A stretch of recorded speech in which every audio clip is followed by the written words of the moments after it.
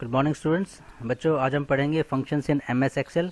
M S Excel में कौन कौन से फंक्शंस यूज़ होते हैं। बहुत सारे फंक्शंस ऐसे हैं जो हम एम एस एक्सेल में यूज़ कर सकते हैं और जिनको यूज़ करने से हम अपना बहुत सारा समय और एफर्ट, यानी कि जो एम एस एक्सेल पे काम करने की जो गति हमारी बढ़ जाएगी, स्पीड हमारी बढ़ जाएगी, हमारा समय कम लगेगा और हमें कम ही एफर्ट करने पड़ेंगे, यानी हम काम को बहुत आसानी से कर पाएंगे।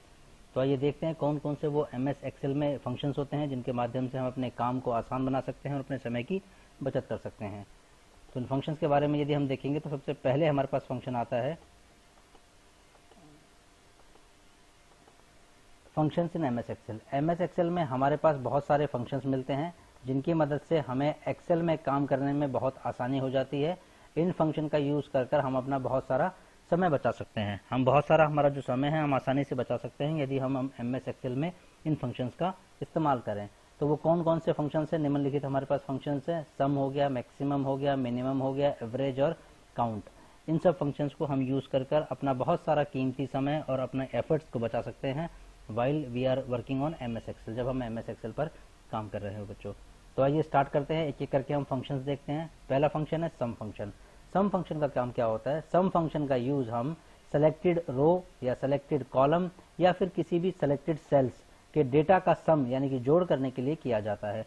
यदि हमारे पास कोई सिलेक्टेड एक कंप्लीट कॉलम हो या कंप्लीट रो हो, उसका जोड़ निकालना हो, या कुछ गिने हुए सेल्स को हम सेलेक्ट कर लें और उनका जोड़ निकालना चाहे तो हम आसानी से इस फंक्शन का इस्तेमाल करके उसका जोड़ निकाल सकते हैं बच्चों। इसके बाद आता है सम फंक्शन का यूज करने के लिए कुछ तरीके हम देखते हैं। कौन कौन से तरीके हैं? सम A1 लिखा हमने, उसके बाद कॉलन लगाया और A5 लिखा। इसमें सेल A1 से लेकर A5 तक के जितने भी डेटा है उन सबका जोड़ निकल के आएगा। जैसे कि यहाँ देखिए, अगर हम यहाँ लिखते हैं इक्वल टू सम और हम ये वाला फंक्शन अप्लाई करते हैं A1 कॉलन A5, तो A1 से लेकर A5 तक, A1 A2 A3, ये हो गया सेल नंबर A1, ये हो गया A2 A3 A4 और A5, इन सब का सम जुड़ के हमारे पास यहाँ पर आ जाएगा। यदि हम इस तरीके से लिखते हैं सम A1 कॉमा A5, देखिए यहाँ कॉलन लगा हुआ है, यहाँ पर कॉमा लगा हुआ है, इसको आप ध्यान दीजिएगा, ये हर एक फार्मूले में इस तरीके से इस्तेमाल होगा। तो इसमें हम सेल A1 और A5 के डेटा को जोड़ सकते हैं। जैसे कि यहाँ यदि हमने यहाँ लिखा इक्वल टू सम लिखा और A1 कॉमा A5 लिखा, तो हम सिर्फ A1 सेल और A5 सेल इन दोनों के डेटा को जोड़कर यहाँ वैल्यू आ जाएगी हमारे पास 8, और इसमें वैल्यू आ जाएगी 5, 2 7, 2 9 और 4 13 और 6 19 वैल्यू आ जाएगी हमारे पास यहाँ पर ऐड होके। तो आइए बच्चों हम देखते हैं इनको कि किस तरीके से फंक्शन काम करते हैं। तो हम इस फंक्शन को समझने की कोशिश करते हैं अपने बिहाफ पर।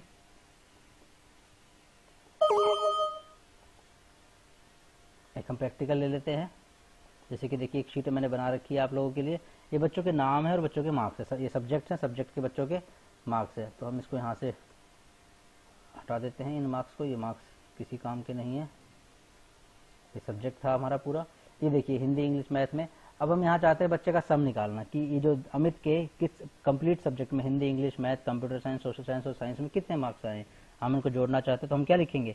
इक्वल टू, हमने लिखा SUM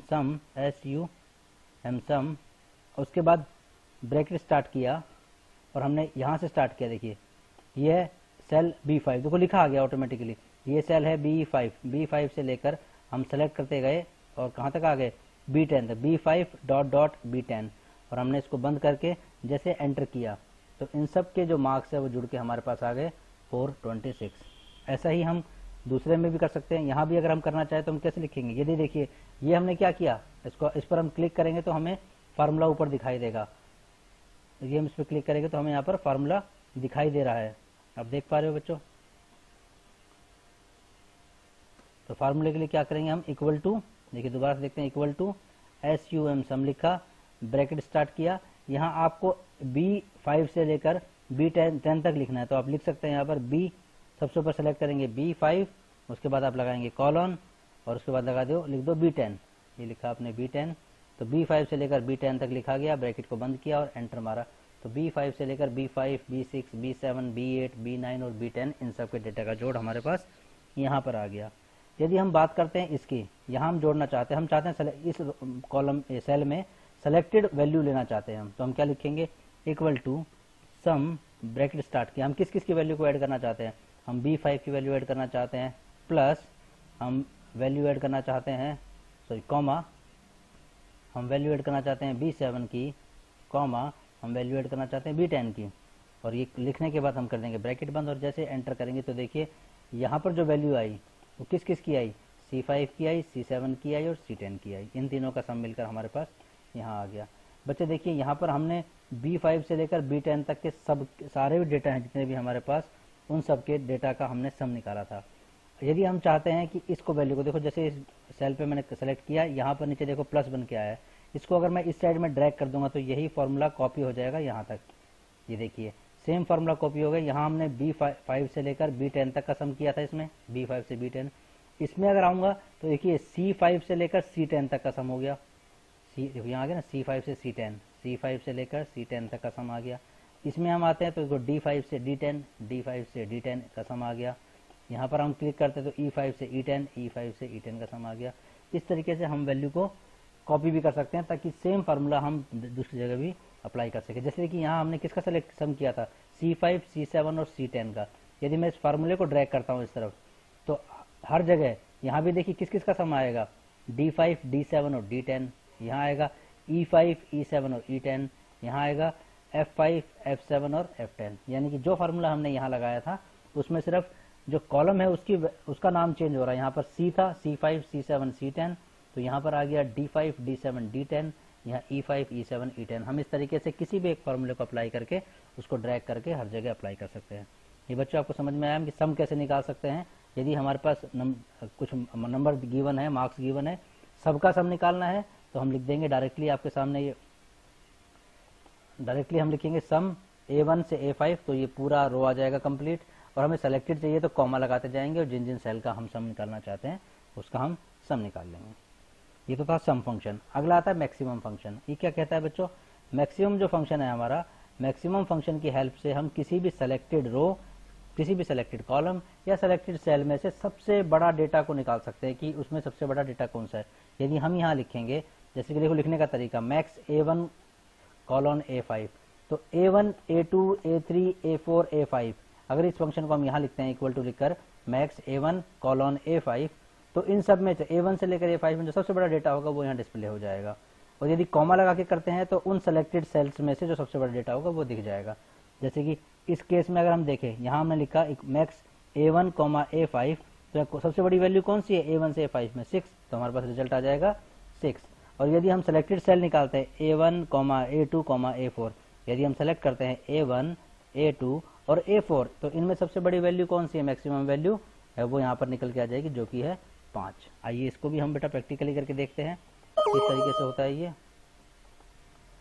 अब आते हैं दोबारा से, देखिए यहाँ देखना, यहाँ हमने लिखना है मैक्स, तो हमने लिखा equal to max, bracket start किया, और कहाँ से स्टार्ट करना है, B5 से लेकर B10 तक, तो B5 लगाया, उसके बाद B5 से लेकर B10 हमने लिखा और हमने क्या किया, ब्रैकेट बंद कर दिया।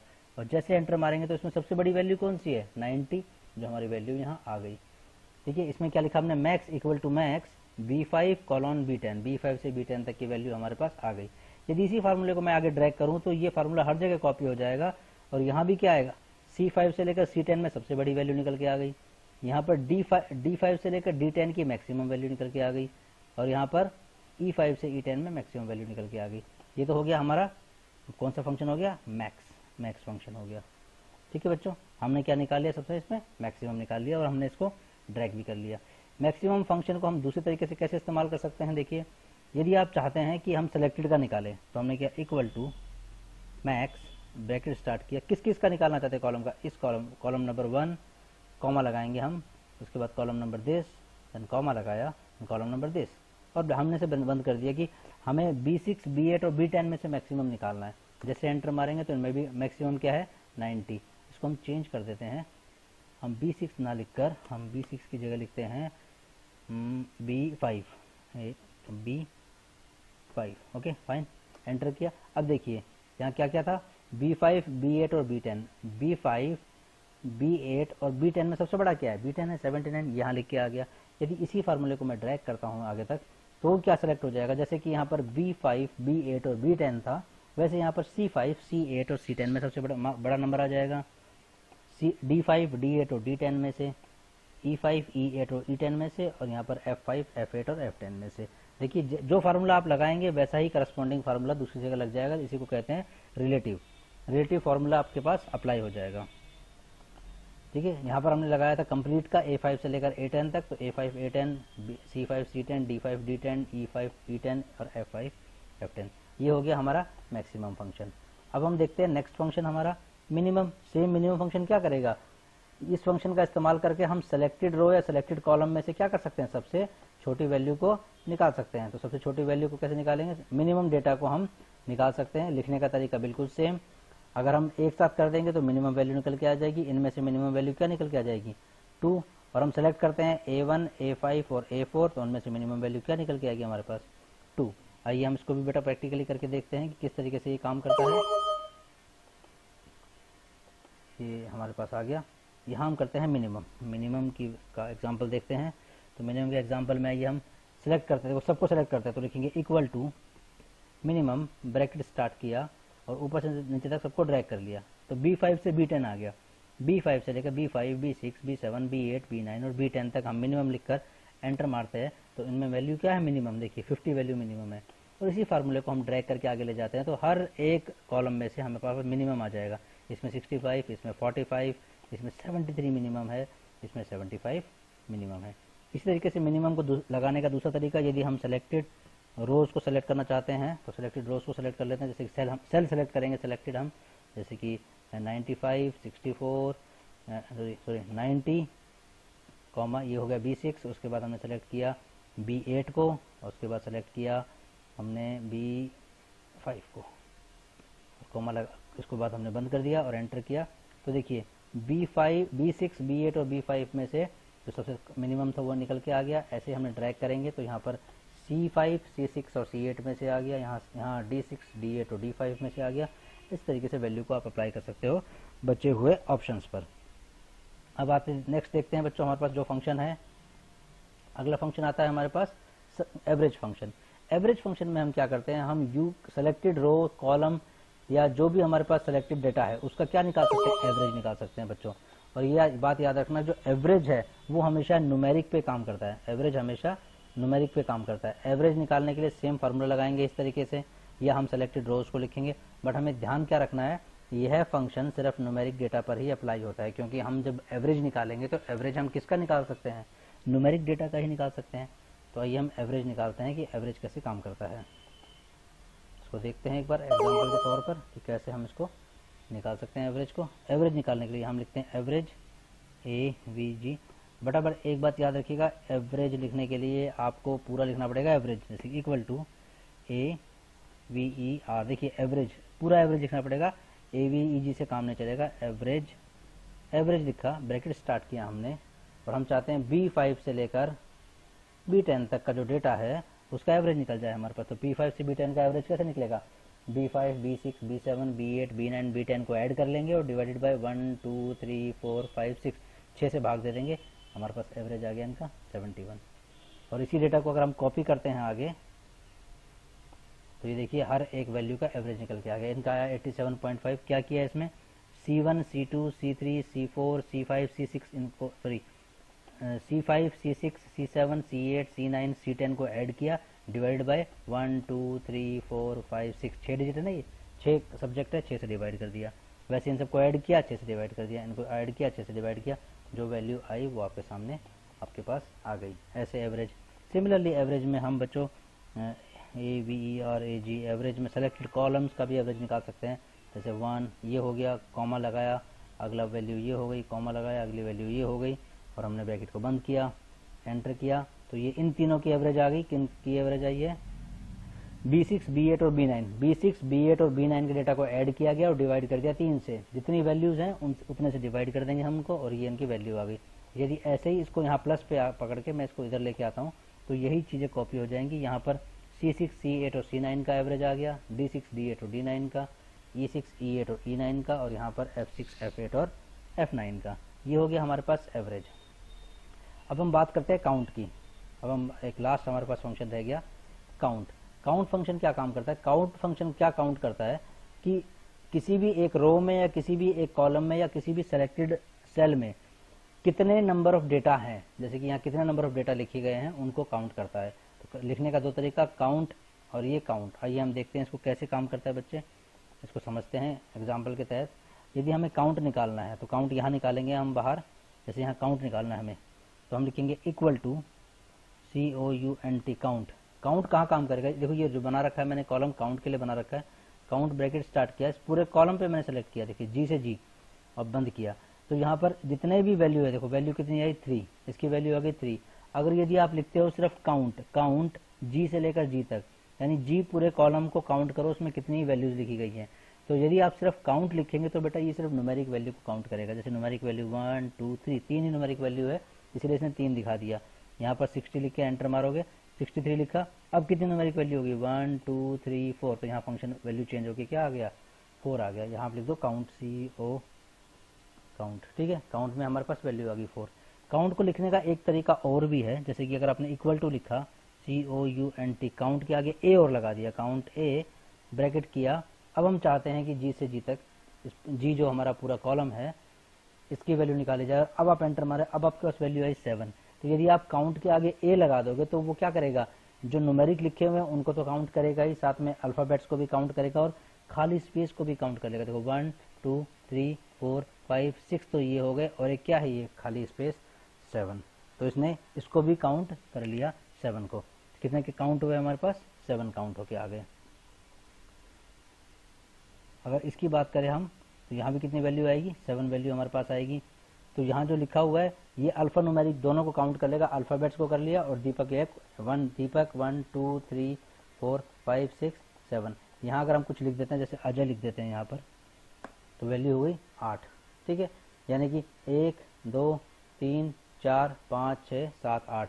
ये अगर A लगा दोगे तो अल्फा न्यूमेरिक वैल्यू को काउंट कर लेगा, अगर खाली स्पेस रह गया तो स्पेस को काउंट ये नहीं करता। अगर कहीं से मैं स्पेस कर देता हूँ, देखिए यहाँ स्पेस हटा दिया, तो देखिए खाली स्पेस को काउंट नहीं किया, किसको काउंट किया 1 2 3 4 5 6, और इस केस में सिर्फ 3, क्योंकि ये न्यूमेरिक को काउंट करता है, दिल्ली, इंडिया और दीपक को काउंट नहीं करेगा। ये समझे बच्चे आप।